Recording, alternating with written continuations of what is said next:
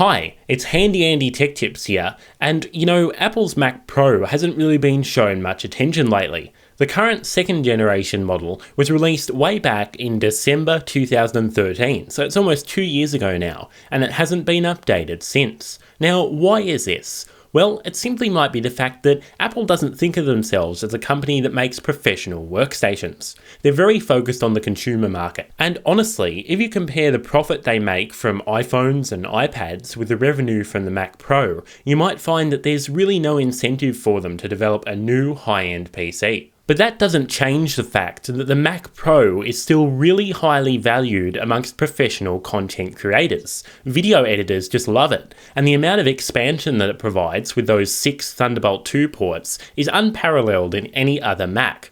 So the question remains, after 23 months, will Apple ever update their workstation? Well, according to some rumours that have been circulating, the answer is maybe.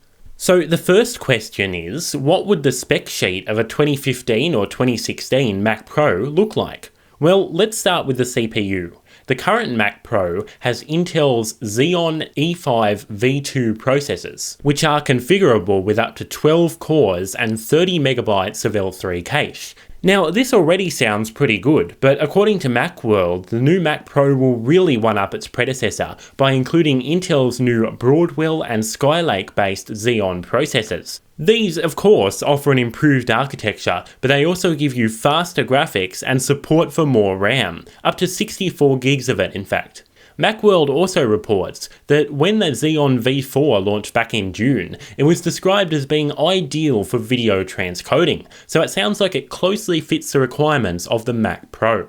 Now, if you're going to do video transcoding, it's good to use GPU acceleration, which brings us to the next part of the specs, dedicated graphics cards. Macworld has claimed that both the AMD FirePro W7100 and W5100 may find their way into the Mac Pro. These are great cards. Just taking a look at the W7100 for a minute, it has 8GB of GDDR5 memory, a peak of 3.3 teraflops in single precision mode, and a new multimedia engine that apparently offers HD video encoding that's 12 times faster than real time. Wow. And while we're on the topic of faster, the new Xeon processors have DDR4 memory controllers, so we can expect some ultra-fast RAM in the new Mac Pro.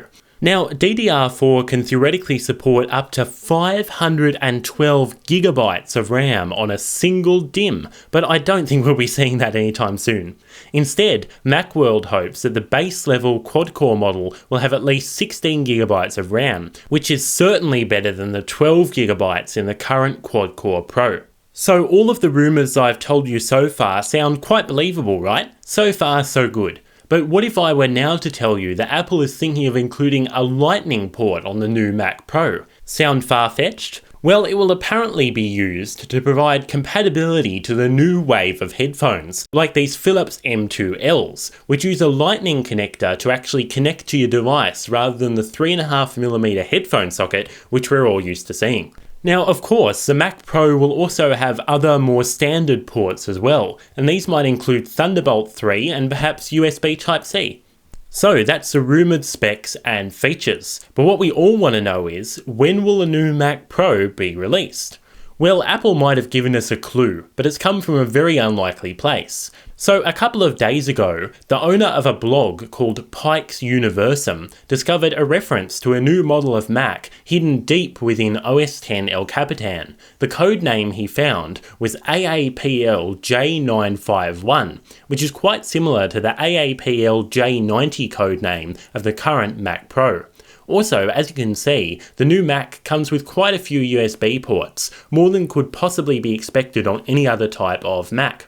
So all that can be really said at the moment is that if a new Mac Pro is going to be launched, it will be within the lifespan of OS X El Capitan, since this new Mac model has actually been discovered in one of the plist files of the operating system.